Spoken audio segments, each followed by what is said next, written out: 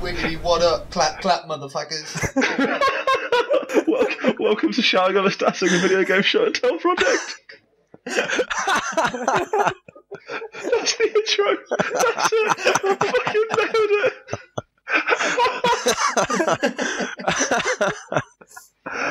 Oh, mate. What did I say last week? We have fun here on Shouting of a Stassing. They missed a whole conversation that set up this. Right. Ooh. Welcome to the show. It's Hello. time to get serious. Put your serious face on. It's business face. It's not. You can't see it. You can't see the face. I can't see your business face, Chaw. Chaw's here. Hey, Chaw. Hello. How you doing, pal? I'm good, thanks. You? Yeah, I'm doing alright, thanks. Jack's here. Hello. How's it going? Oh, it's going very well, my friend. And then he has already introduced himself. Dylan's here. Excuse me, it's Fat Peaks. And then I, as ever, am your completely unable to introduce a show host, Mark. There's no natural way to do it. Oh. Yeah, but it's more fun this way, isn't it? This is very true. I might have to go back to how I used to do it on the radio show and just start saying, like, the day. I think it felt a lot more natural on the radio show, being like, hey, everybody, it's Saturday. But obviously... Yeah, but what if someone... we upload time. these on a Wednesday. Yeah, we do upload on Wednesdays. Hello, everybody, it's Wednesday. God, I hope nothing worthwhile happens in the next 4 days, so we don't sound really out of touch. How's it going? Everybody's having a great Wednesday, and actually it's a nuclear apocalypse. Well, we try to be optimistic. We try to be optimistic here on this podcast, where we don't just talk complete fucking crap. We try to talk week by week about a single topic and see if we can't piece together a hot take or two, investigate the wonderful world of video games about an hour at a time through free-form conversation. Anybody get us? Yeah. Anybody else add anything to that? Does that sound about right? We bring a game. I don't think we actually covered that yet. Yeah, I think I said a topic because we keep bringing more than a game. We do keep bringing more than a game. But I think the base idea is that we bring show and tell a game or a group of games. We've stuck to that pretty well so far. Yeah, that's fair. Someone hasn't just come in and been like, the Xbox controller, let's talk about it. Although I've got my next one. Motherfucker. It is a good controller. I continue to have the slight cough/sniff that I've had for the last 4 shows. So just heads up, I'm going to be doing that. Keep it consistent, Yeah, I'm all the 2018 shows. I'm just going to be doing little sniffs all the way through, like that. It's a bad thing. I just can't. That's our unique selling point. I've got the old Christmas flu, and I just can't shift it. I feel fine. Maybe you've got Japanese flu. Oh no. Is that equivalent to Australian flu, or is it worse? Is it like Australian flu, but with more girls dressed like maids? Australian flu was covered by the vaccine, but Japanese flu not covered by the vaccine that the NHS are using because it's slightly cheaper. And surprise, surprise, that's the one that's now killing everyone. God damn. I say everyone, mostly old people, or the infirm. And that one 18-year-old girl in Scotland. And that one, I'm afraid of Scotland. How does she get it? She lives in Scotland. We're not talking that in depth about the flu. Come on, Chaw. This is a game show. God damn it. It's like, when it's your week, Chaw, you can bring the flu to the show, and we can talk about that. Writes down, talk about pandemic, next game. Note to self. Each of us is going to now bring pandemic. There's a few of them, right? There's the Flash versions. Yeah. The board game. Where you play against the virus as opposed to as the virus? We can start going into the board game market. That's our new show and tell. Oh, mate, can I talk about Taboo? I know it's your week this week, Dylan, but can I just talk about Taboo instead? It's important that this gets discussed. I gave an impassioned defence of Taboo at the pub last night, and how it was the best board game ever made. But it is your week this week, Dylan. Indeed, and I brought a game that I think, luckily enough, matches the comedic and wacky sense of fun we're having in today's show. I do love a comedic and wacky sense of fun. Which I think is lucky because we've spoken about some serious topics on it. Like, if I was to bring Spec Ops now, we're not really in the right mood for Spec Ops. Definitely not.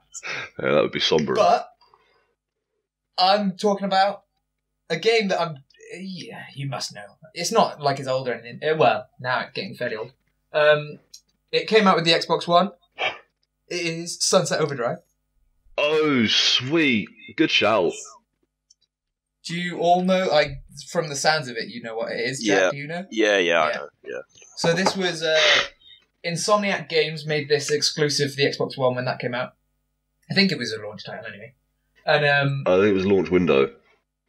Yeah. I feel like it was like March, like 6 months after it came out, or something weird like that. Yeah, maybe. I got it with my Xbox. It was part of the package deal, I think. Something like that. Alright, it doesn't matter. Anyway. So this is it's an open world, weird traversal murder game that is all about style. It's very hard to describe, I'm now realising. So what it is it starts, you're just like a janitor at a concert or something. And oh no, it's a release party for this drink. Yeah. And the drink starts turning people into weird zombie mutant things. And so the rest of the game is about you being stuck in this city with weird zombie mutant things, robots from the drinks company who are trying to keep this all under wraps by locking the city up and killing everybody inside, and just like random civilians who like murdering people. So you just got to run around killing all those three groups of people while looking cool. And at the base of it sounds like complete nonsense. To be fair, it is complete nonsense. But it's got one of these traversal systems that's just fucking sick. And I think, as we've probably found out on this show over the many episodes, I really like cool traversal things in games. Mostly grappling hooks. This sadly doesn't have a grappling hook, but it's got the next best thing of like... It's got a hook. It's got a hook. You can use a hook. So, close enough. Right? Yeah, definitely. So yeah, it's... I don't know how much... we always do this. How much experience do you guys have with this game? Have you seen stuff about it? I've played a bit of it. I played a bit of it. You've got it, don't you? Yeah, I've got it. I sadly had to uninstall it because that's how games work nowadays, and I have no more storage on my Xbox. But yeah, from what I remember playing it, yeah, I completely agree with Dylan. You know, it had that sort of weird traversal system where you could just literally like grind on everything. You could just jump onto like a rail and you'd be gone to the other side of the city in about 10 seconds. And you could kill people as you're grinding. You can jump on top of cars and they'll bounce you onto rooftops. And yeah, from what I remember as well, he had some pretty interesting weapons as well. Yeah. Yeah, so it's Insomniac through and through, isn't it? Yeah, very much. Like, the weapons are all... They kind of seem to initially be themed around... They're made up of things that you'd find in this city that's been sort of overrun. So there's, like, one that's a record player gun. Yeah. And there's, like, a fireworks gun. But then you start stealing guns off robots and things like that, so it gets really outrageous, and you've got, like, pulse mines and all this kind of nonsense. But yeah, they're all kind of... a lot of them are kind of strange, like, hobbleby guns. One of them's called the Dude, which shoots bowling balls, which is great. That's brilliant. That's genius. But yeah, and like these guns have because there's 4 different enemies, I think. Each gun is better or worse against different enemies, and they've got different. So you can select your quick access wheel of guns to be however you want. Do you want to be good against everyone, really good against a particular guy, that kind of thing. They're really interesting. I think it's all part of it. there's a lot of style in the game, and which is good because there is also this whole theme running through it of you need to build up style, and that's how you get faster and stronger. So the more style you have, the stronger your melees are, and I think the faster you move in your like grinding combos. So it all fits together very well. That's really cool. But, so style is like a attribute, like strength or whatever. Yeah, it's like you've got essentially like a power bar that you fill up by doing sick tricks. Okay, got you. So you can grind on, like Jack said, pretty much anything, and you can also use a hook to essentially electricity cables and stuff you can grind on or grind from underneath, and you can combine these all in nice ways so that you can basically move around the entire map without ever touching the floor, which feels really great. And it's not, you can definitely be good or bad at it, but the bad at it is still you're able to move around really well, and I think that's kind of a testament to how good the traversal system is, that even as a shit user, it still feels great. But yeah, like it's it definitely because there's a lot of grinding and stuff, isn't it? Like it does a lot of like jumping around and like a lot of bouncing around, and like there's a lot of like not actually trampolines in so much as they're trampolines, but from memory there's a lot of surfaces that you can sort of bounce off and do weird stuff like that, so right? Like umbrellas or canopies, that kind of thing. And it's generally pretty easy to tell what you can jump off, which isn't like visually, you're never confused as to what you can do. That's weirdly, good. cars are really bouncy. They've got suspension. Yeah. Springs in them, mate. But after you know that, everything's quite clearly what you can do and where you can go is quite simple. And like there's wall running, so you can chain it all together. But yeah, it just feels really fun to move around in it. Like I've just picked it up because I didn't want to come into this not knowing, because I played the game all the way through quite early on, and basically used up everything you could do in it. But you can still just go in and have fun running around and killing things. Sweet. Like I was playing it for an hour there, and I had to stop because we were about to start this. But it's that kind of game you can just go back into and have fun with, just moving around the city, which I think again it says a lot about how, I think, because I don't think you never really hear anybody talking about it, and even when it was sort of big in its heyday, as it were, like 4 years ago now, 3 years ago. Oh my god. It never really had that much hype around it, but I think it's a shame because it's really fucking dope.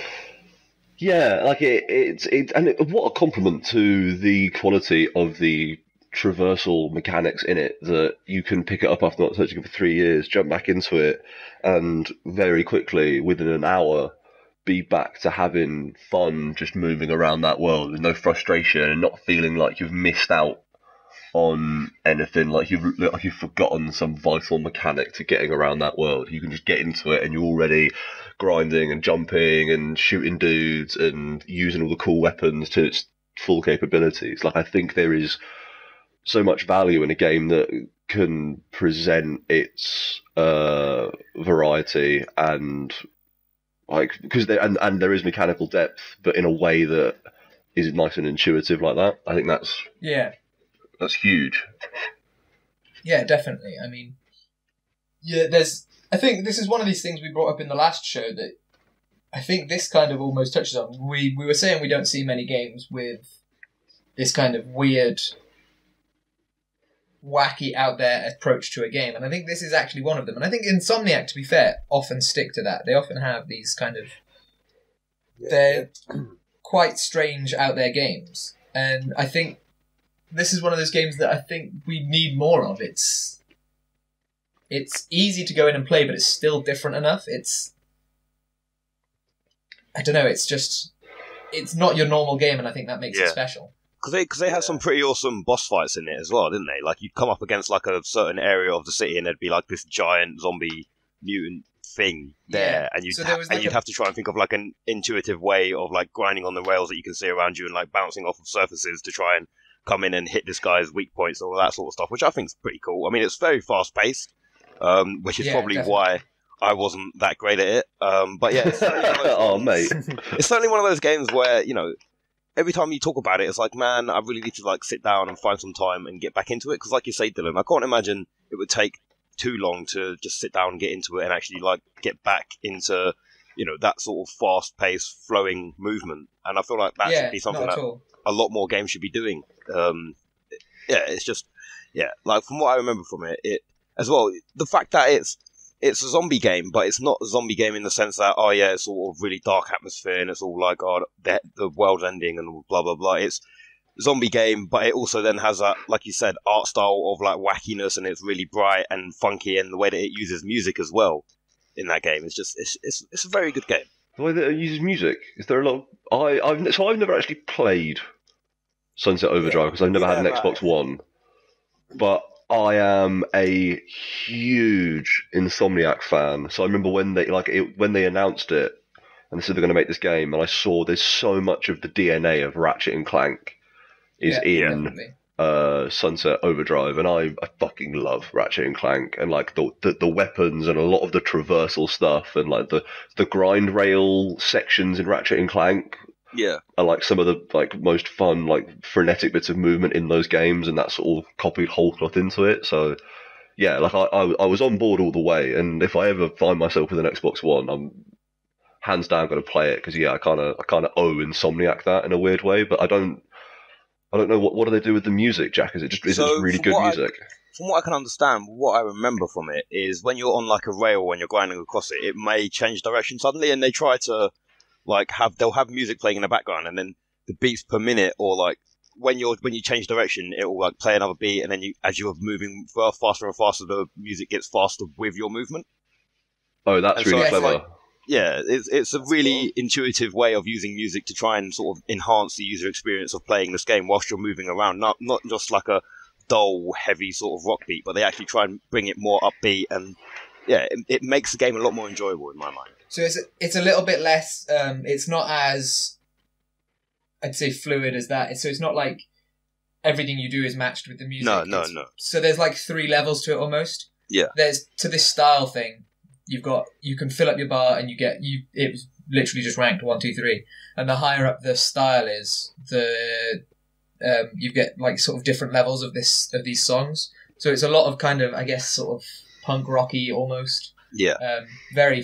A lot of it's very fast paced, because once you're moving around fast, it's quite easy to get there. So when you're moving fast and stuff, the music's going very fast, like you say. So it does match that, and it gives a lot of feeling to it. It makes you feel like you're... I think if you didn't have that, it would feel very strange. The music definitely adds to it, and they've used it in a very good way. And I think you can unlock songs and stuff. Like there's a lot of collectibles throughout the map, just randomly placed, and I think songs might be one of them. I can't remember though. So yeah, like they speed up and slow down, but not to too much of a degree. Yeah, I think it's only Oh, a few. It's like 3 different songs. Like I say, I mean, I haven't played this game in a long time, but from what I remember, like I say, like the way that they use the music to enhance the experience, which I feel like a lot more games are doing nowadays as well. You know, a lot more games are, like we were saying a few weeks ago. I can't remember when we were talking about the new Kojima game that's coming out, Death Stranding. You know, we were talking about how a lot more games are now trying to become more like these cinematic showpieces and really touch on the artistic style. I feel like a lot of video games as well are using music to full effect to try and gauge the audience and try and get the gamer really involved in the soundtrack. And adding that soundtrack to the game really enhances everyone's experience. Yeah. 100%, yeah. Yeah. We've spoken about this a lot, just not even on the show, these past few weeks, listening to stuff like, what is it, like the Hotline Miami and the other game. The Carpenter Brut did Yeah. this. Oh, Fury. Yeah. Fury, yeah. Like, there's a lot of these sort of games coming out, isn't there, where the soundtrack is, like, the game is obviously, lots of people love it, but if anything, the soundtrack is even more like people will think of that on the same level as the game in itself. Really. Yeah. Yeah, I think that right. Fury soundtrack came out on like vinyl or something. Like that Fury soundtrack is nuts. Yeah, dude. It's really good. Yeah. Same for games like Bastion, isn't it?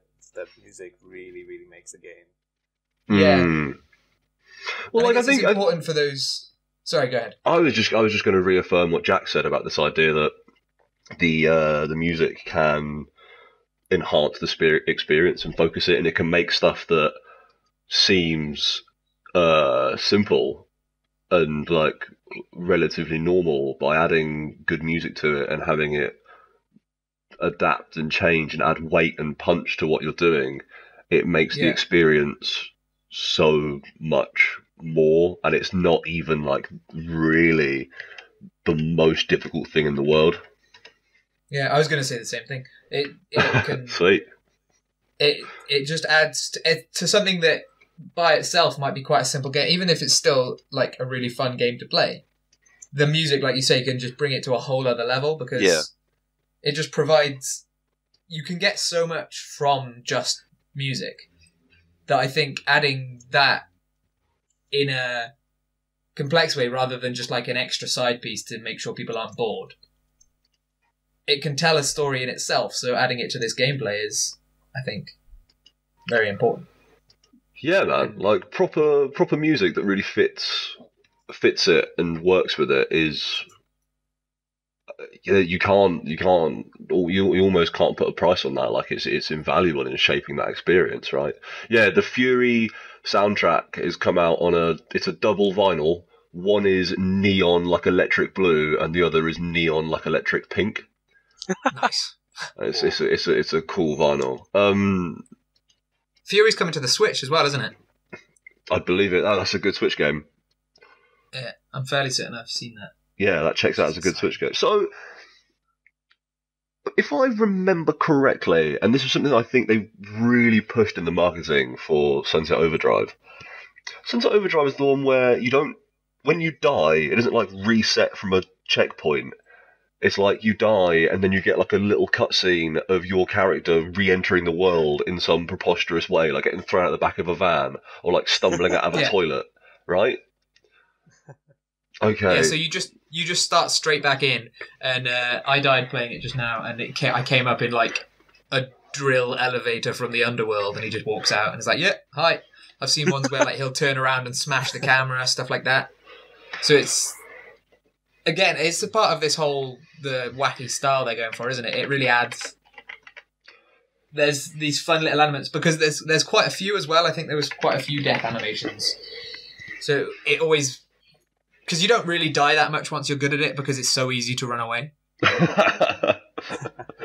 So they don't get tired very quickly, which is quite good. And yeah, you never have to wait to be playing the game. It's very fast paced because I think it's easy to get bored. I think even there was points where I stopped traversing and was just stood there killing people. And as fun as that was, it's nowhere near as fun as running around on the rails and stuff. When you're just stood on the ground, it can be a little bit there. Moving around feels fun. Yeah, I mean, I guess it's not meant because it does a lot of good stuff with like letting you aim quite easily when you're traversing around and things like that. So it's not necessarily about just being on the ground because there's no real need to, is there? I think from like again, this is someone who's not played it, but so much of the marketing made it seem like if you were just standing on the ground, like walking around and like trying to hide behind a car or whatever, you were playing it wrong. Yeah, well, that's so they have hints when you're loading into it, and one of them is if you're looking for the sprint button, it's grinding. So the whole point is to move around and like. They basically mock you if you're not. Because you'll die if you just stand there because there's so many enemies that even though it's really easy to kill loads of people, it's not really easy to kill loads of people when you're just stood there. Yeah. So it's very much like an important part of it is running around and just blowing shit up, which is great fun. I think it does suffer from a little bit of a lack of. I don't know. I thought there's quite a few aspects to it that were a bit. They could have done this slightly different or slightly better. So like it has this weird tower defense kind of aspect to it. I don't know if you remember seeing that from the advertising and stuff. No, not at all. I think this is the first I've. That sounds. Is it like the tower defense stuff in Assassin's Creed Brotherhood that was kind of good? It's a lot better. Okay. It's kind of fun, but it's also you have to do it at the beginning. Like it's part of the story, so a lot of the time you have to do it, and you'll have to defend like your home base from incoming zombies or whatever, and so you've got to traverse around this much smaller area and set traps and stuff. So it's not quite tower defense, but it's got that sort of feeling to it, and they do it really well. But it is a little bit like it takes you out of the feeling of the rest of the game a little bit. And it might just be that I'm not a huge fan of that kind of thing. Because it's very similar to what I was saying about like COD Zombies. I don't like the zombies levels where you've got to stay and be rebuilding your barriers and stuff like that. Because I just find it a bit too stressful. Yeah. I mean, yeah, that is a gameplay mode just designed for anxiety, right? So it's a similar thing. You've got to make sure your traps are killing enough people and haven't blown up.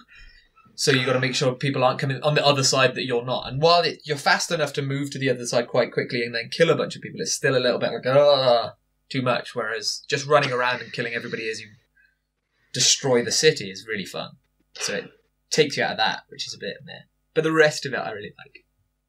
Yeah, I'm looking at some footage of it now, and it looks like this person is they've got like a square of telephone line around a trap, and they're just grinding around it in a square, shooting, and it doesn't seem like it's just people running at this box as they just grind around it in effectively a circle, shooting, and it doesn't seem like it's the most varied. So you find yourself doing that quite a lot because it's just the easiest way. Like there are more fun ways to play it. But when it's something that you've got to do for the campaign, you kind of just make sure you get it done. So the easiest way to do it is just grind around in a square and shoot people from that. And let the traps do a lot of the work. Yeah, that's not ideal, is it? Yeah, so I think they had some faults to it. So there were parts of... And like the campaigns... If I remember right, maybe I just played it too much. I think the campaign was quite short. So, like, once you've done that... There's not much else to it other than occasionally dropping in, killing everything, which is really fun. So, like, the fact I can come back and play it now and still have a good time with it, even though I'm not starting a new game or anything and not redoing the campaign, is great. But it meant that once you've done it at the time, it's kind of like, I guess I'll just stop. There's no reason to go back into it. At least I don't think. For me, there wasn't. So, would you say the campaign, like story missions, are based around the traversal system, or is it just kind of there for you to get around the city? It's like a lot of it is. They obviously know that that's their hook, that's their good thing.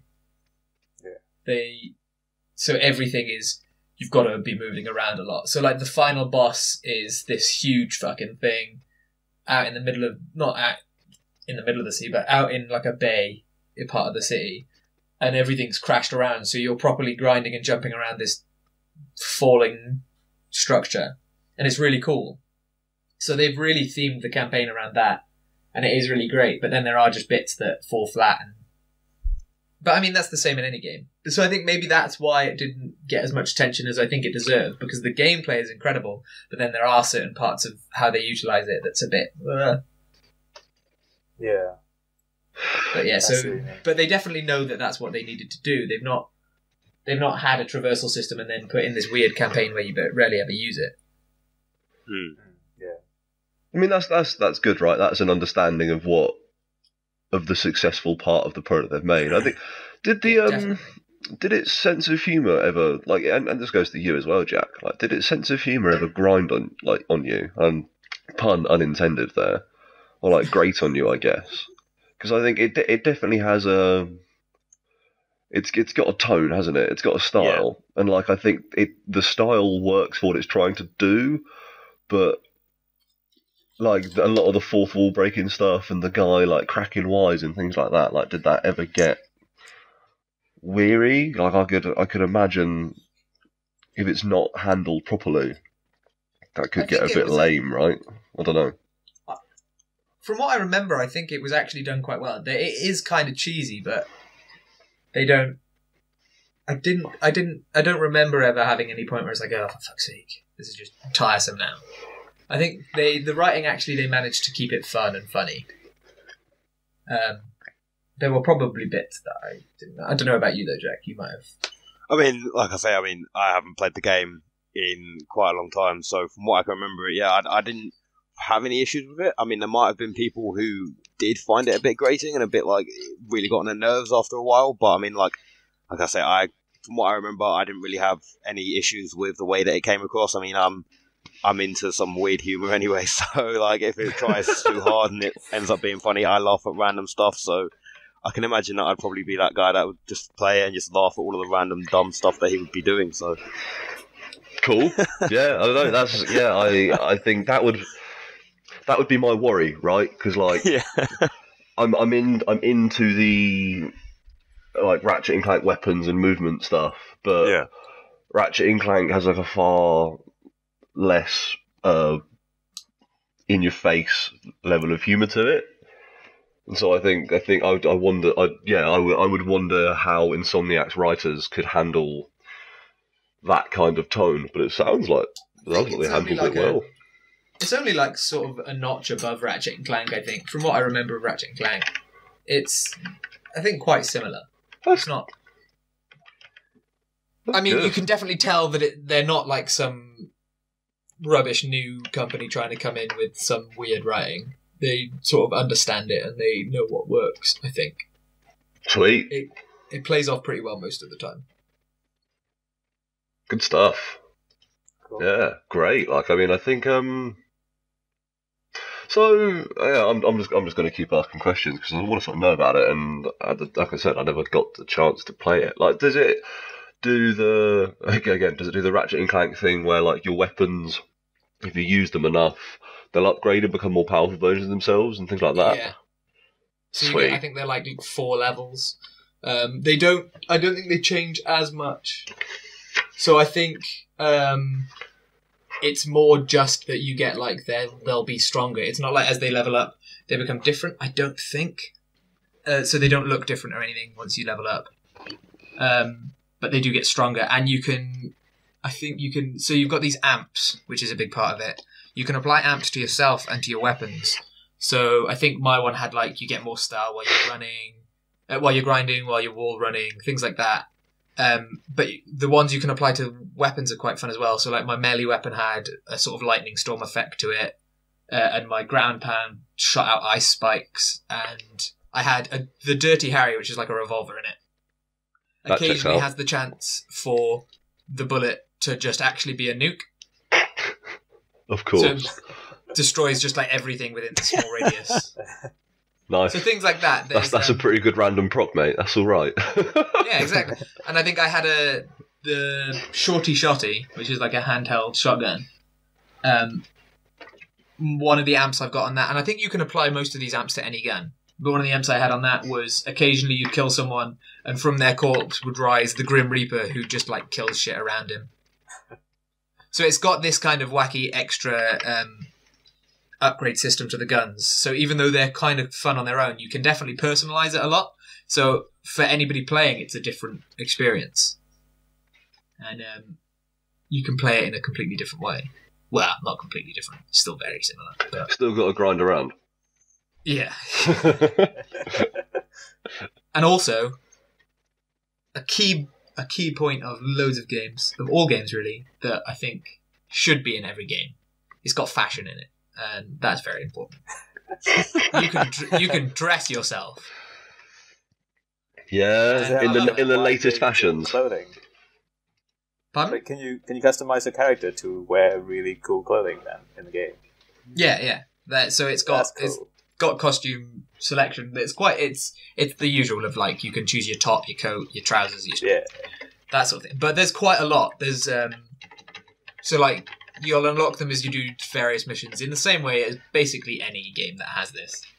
It's not it's a unique thing, but it's one of those things that I think, I don't know. So I've spoken about this YouTube channel on here before as well. This Nakey Jakey guy, he recently did a video that I think sums it up quite well, talking about how, I don't know, just having clothing in a game, it lets you get into it on another level, even if it's completely pointless. So like Mario Odyssey had it, didn't it? You could customize your Mario. And my Mario wears a is, sick backwards hat. Exactly. He's street. I think people love this kind of stuff. And you could go really wacky, so you could have you could dress as a superhero, I think was one of the costumes you could get for doing a certain amount of the bonus missions, like traversal missions. But I think my guy I tried to make him look reasonably dressed, so he had like boots, jeans, a brown duster coat, and a shirt on, and he just looked kind of fucking cool. Sweet. But yeah, it's that whole I don't know, being able to customize it to this level, so the guns, yourself, and sort of how your playstyle affects how your game runs. So that's a big part of this style thing. If you run around, if you grind more, or if you wall run more, you can make it so that's how your game is tailored to you. So I think this level of personalization and customization that the game has is also really good. I do love a good bit of personalisation in a game. I like a good clothes shop in a game that's got one. That was always the thing about in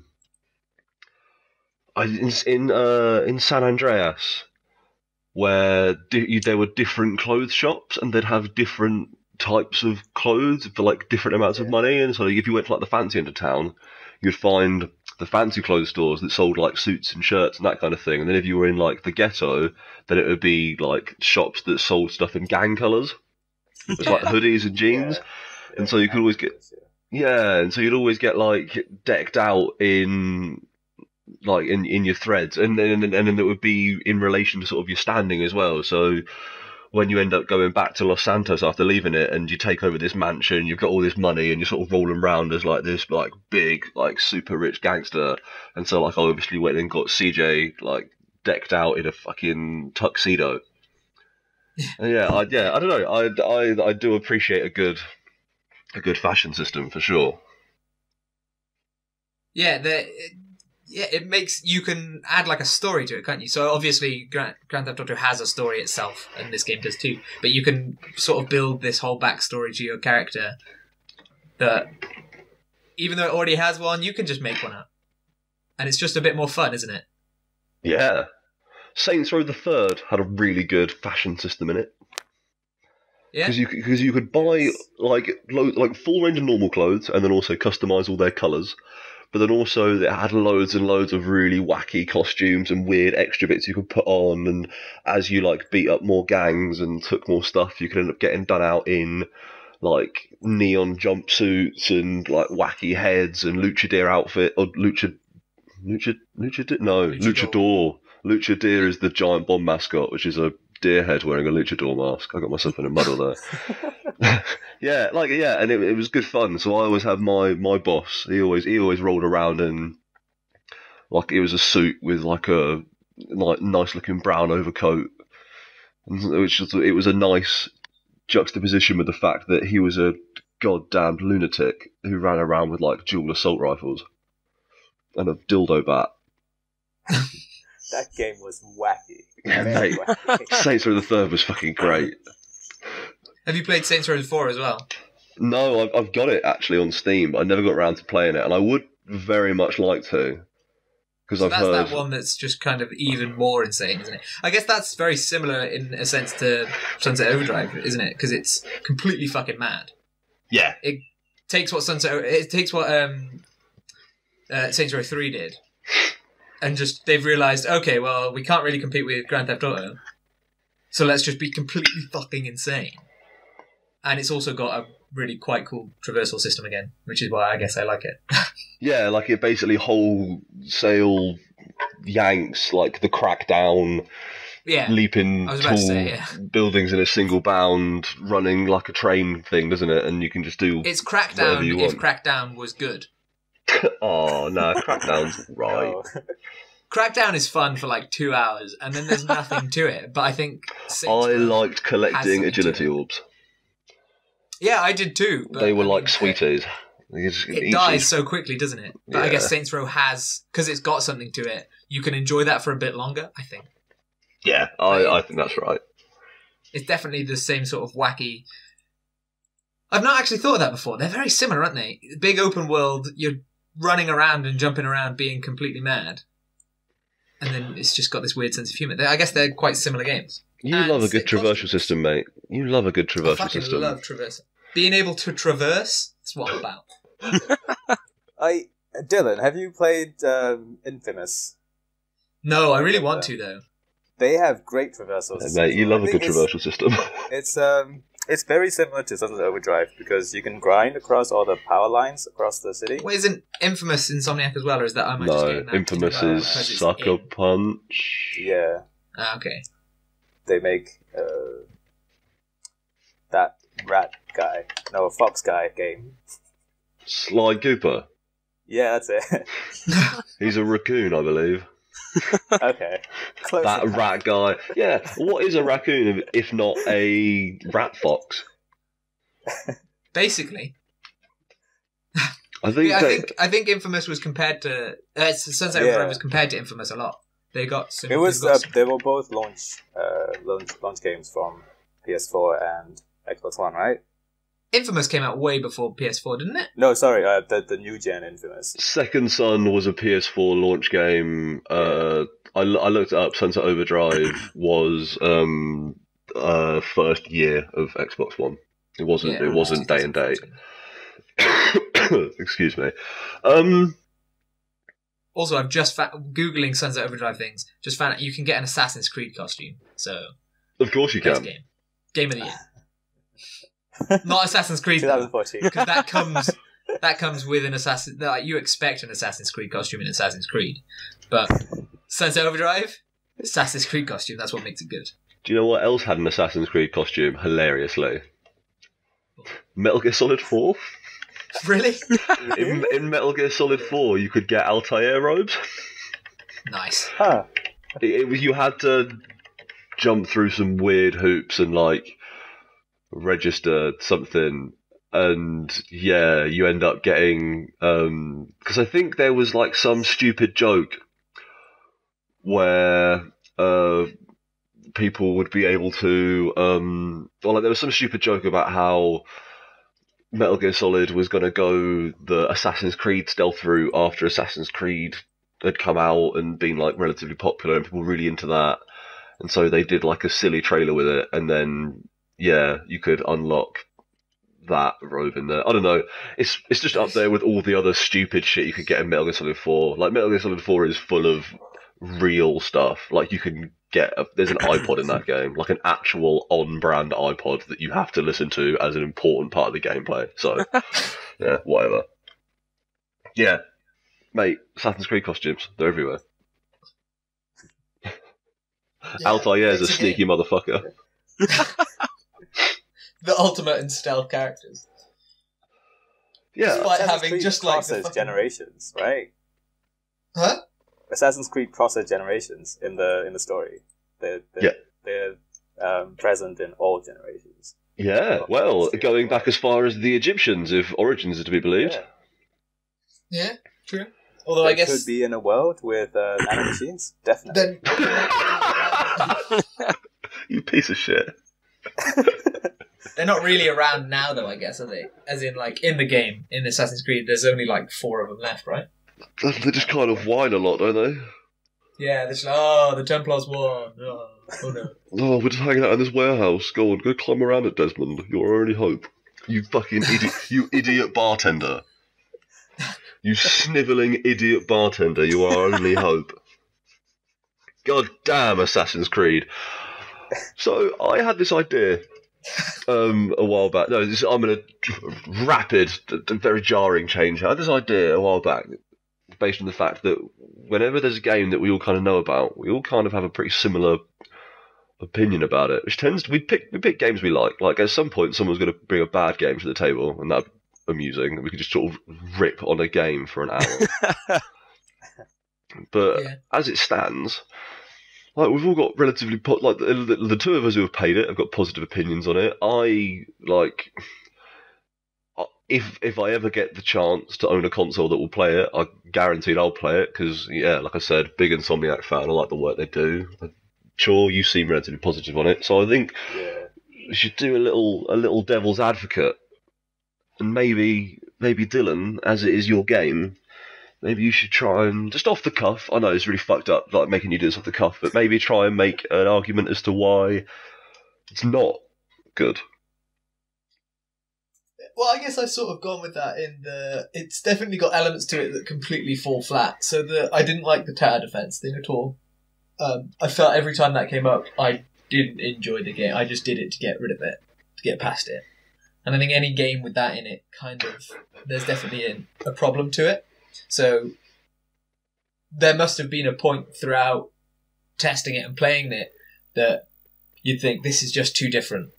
But they included it anyway, which I thought was a bit nah. And then also, I remember at times thinking, I don't really want to be doing the campaign. I just want to be running around killing things. Because sometimes the campaign will make you do, as all campaigns do in open world games, there'll be just some bullshit boring thing that you're doing that is just like, stop this. And I think it did fall into that a lot. There were definitely elements of, while I enjoyed playing it, there were definitely parts where I just felt like I don't want to be doing this. So I think they could have tightened it up a lot in that sort of area. And also, like you were saying, the comedy to it is very silly. And I know there's definitely people who just wouldn't enjoy it. Like, it would just, those jokes would completely fall flat with people. And that could be an issue as to why it didn't have any sort of wider appeal. I mean, I don't know how well it did, but I doubt there's many people I could speak to, like in my office, say, who would know what it is. Yeah, like I don't know what the market penetration on it was. I think that's an interesting point you raised there, Dylan, which is this idea that, like, how do games get? Well, I mean, I think actually no, that is a strong way to open this. It's what is the thought process behind some of these games that have sections in it that don't really improve the gameplay. They don't really add anything to the story. They seem to just be like busy work almost for the player to go and do just to get to the next bit. It's almost like someone said, "Well, this game's got to be 14 hours long, and you've got a good 11 and a half hours." It's like, well, we're going to have to add in some half an hour fetch quests throughout it. You're going to have to go and do, which aren't really going to improve anything. They're not going to lead to anything. It's just going to unlock the next mission, or you just sort of wander around and pick some stuff up. And like, it's quite common in a lot of games, isn't it? Yeah. Yeah, definitely. And I think it almost acts as, I don't know, like a bookmark between bits, doesn't it? It's sometimes I can see, because they felt, the fetch quests obviously didn't, they were always a bit boring, but sometimes they provided a bit of story, so it allowed the story to actually advance. Whereas if you're just running around killing shit, it's harder for the story to advance because you've been doing that all the time anyway. So something slightly different allows for a change. And those big tower defense bits, they were big events because it would generally be unlocking a new base. So you did it at the beginning when you had your first guys helping you, be like, okay, I'll give you guns and shit if you go and get this stuff for me. But first we need to set up and defend. And then you could unlock more of those bases throughout the map. So there was like a boat you could do it on. Stuff like that. So it was sort of allowing for the expansion of the map and the story. And it almost like a palette cleanser between sections. Yeah. So it did actually do that quite well. It actually, I think it was more just they could have tweaked those a bit to be a bit less, just pun intended this time, a bit less grindy, because it was just you had to do them and you get them done. And sometimes they were fun, but a lot of the time it was just. So there were a few. I think the boat area specifically. Why I remember it is because the ones on that one were actually quite fun because the boat was small. The boat wasn't. you had to move around it to get to all the entrance points. You couldn't just stay in one place. So I think if they had thought about that and put that in all the other ones, it might have been more fun. But yeah, like those kind of things, sometimes it just feels a bit like, nah, why were they doing this? I can see maybe why, but it's just a bit blah. It's like, what's the thought process of a developer? They go, we've got this game and we've made it. We're so into our system of traversal that if the player commits to it, they get a meter fills and they get bonuses in their combat and traversal, and they become better, and there's combo and there's style, and it's all about being able to perform while moving through an area and doing lots of cool stuff. So why don't, for them to get to a new area, we make them not do that? Yeah. They do try and encourage it, but it's very easy to do those without. So that's, I guess, the problem, isn't it? It's not required in those bits, which is ridiculous. Because, yeah, like you say, that's what they've been pushing this entire time, and then they give you a big section where it's like, well, you could just grind around in a circle for a bit. Yeah, I think that is certainly an interesting point. Because, yeah, like it does... Because I mentioned the Assassin's Creed tower defense stuff as well. And, like, of all the games that you'd think, oh, yeah, that definitely needs a tower defense section, Assassin's Creed? You wouldn't. Yeah. That would not be the thought you'd have, would it? It's like this game that's all about running around and climbing stuff and getting in big fights and jumping off tall buildings into hay bales. I know exactly what this needs. This needs a little bit of management. I guess it does demonstrate that Assassin's Creed is growing. It is a brotherhood now. This is very true. Brotherhood, right? Or was it in Revelations? It was in one of them. Yeah, one of the two. I think I might have said Brotherhood earlier, but I actually don't know. I think Brotherhood makes sense because it's the one with people in it. But the Brotherhood, Arse Creed, mate, googling and shouting over static. Arse Creed Tower. See what happens there. No, that didn't work. That was bold. Yeah, I think that's. I don't know. Sometimes people are just trying to. When you've got Assassin's Creed, this was what, their third or fourth, I guess. It was Revelations, so yeah, it was 4. Yeah, so they had to add something new, I guess. But yeah, I think that they didn't include it in the next one, did they? It clearly didn't work. No, they didn't. They decided to have a bunch of sea battles instead in 3. That was the weird thing they had. Well, they worked a lot better in 4. Not that we're talking about Assassin's Creed 4 again, but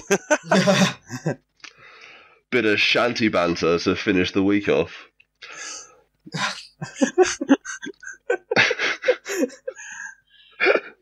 One day we'll do a podcast about Assassin's Creed 4. I think we did. Exclusively. Did we?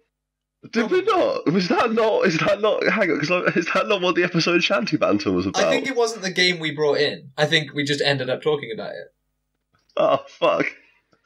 Weird. Okay, mate. It might have been though. To be fair, it could have been just like this one. It's like, oh no, shanties are too good.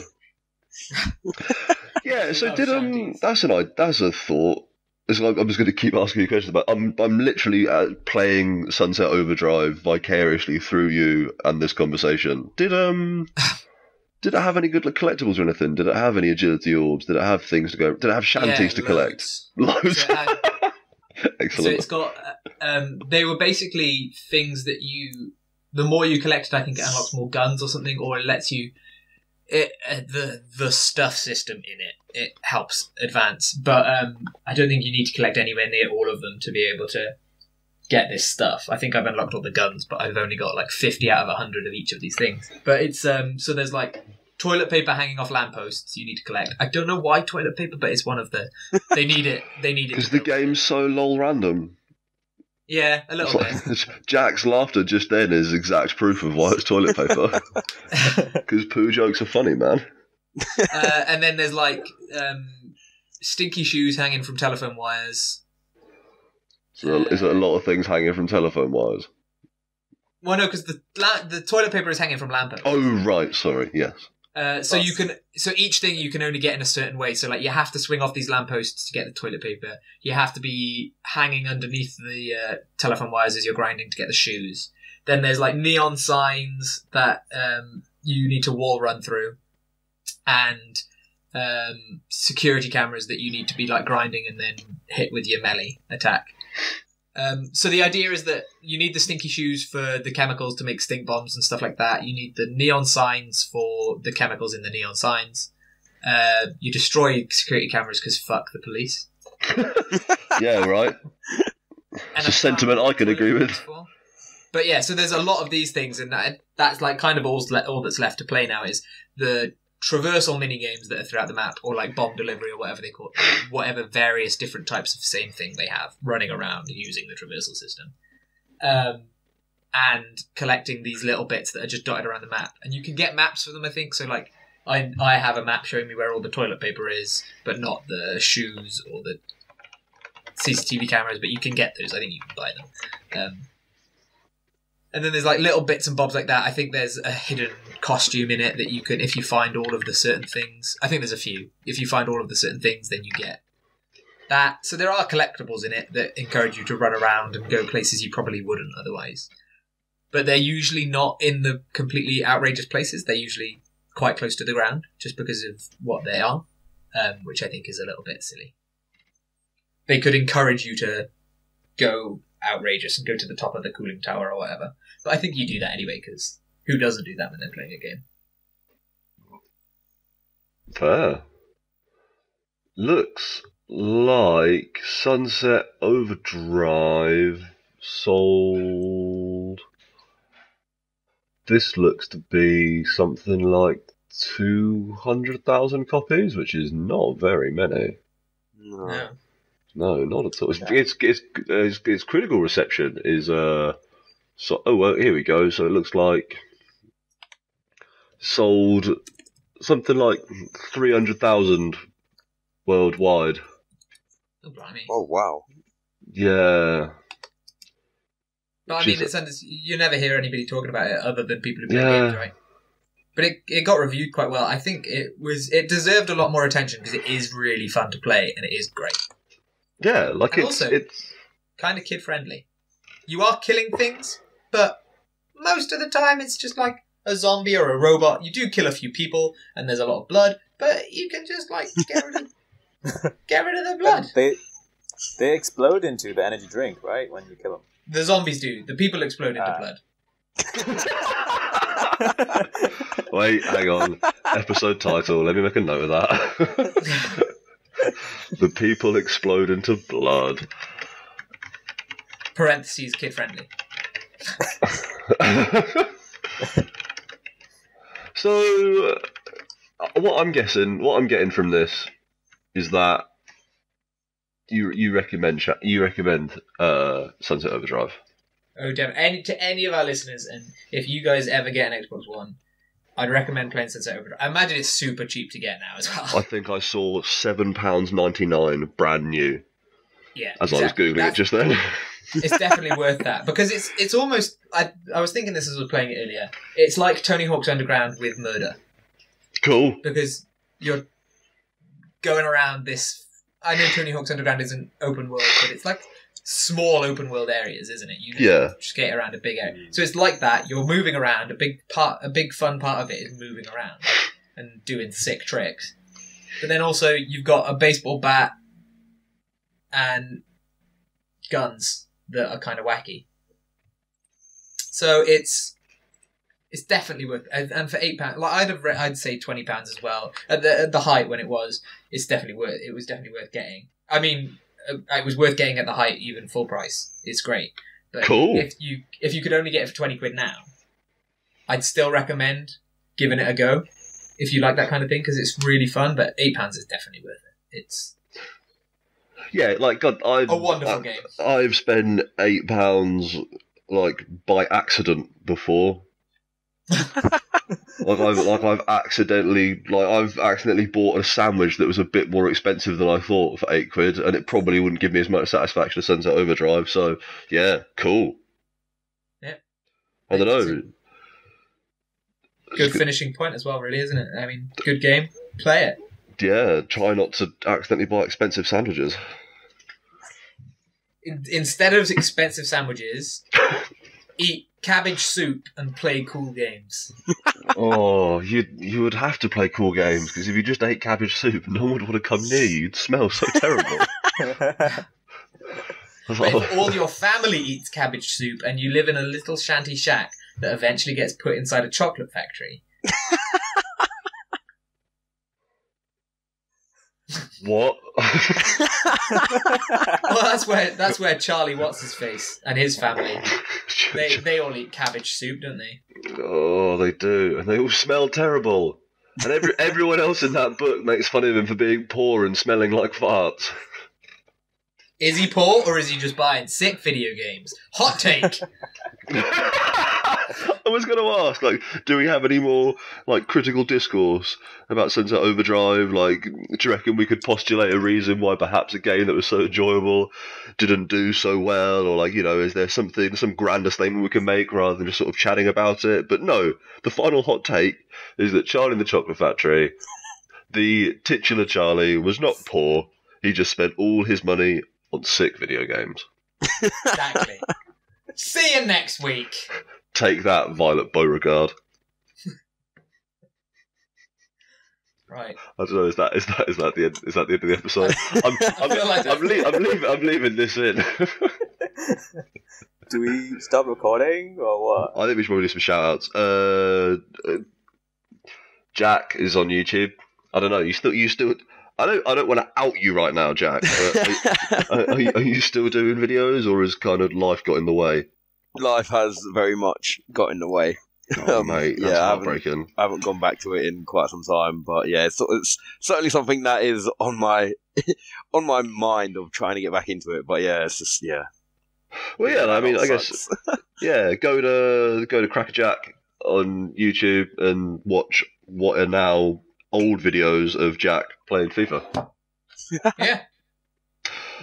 You can find the rest of us on YouTube at Low Expectations Media, where you can see archives of this, because I'm actually going to try and get those archives up to date and keep the YouTube archive in unity with the iTunes archive. You can find us at iTunes at Shouting Over Static, video game show and tell project. We might have some other things in the works that could be interesting. Yeah. I don't know. We're on the internet. No one's listening, so it doesn't really matter. I can say whatever I want now. Flibbity gibbets. Brilliant. Bye. That's the end. Bye. Bye.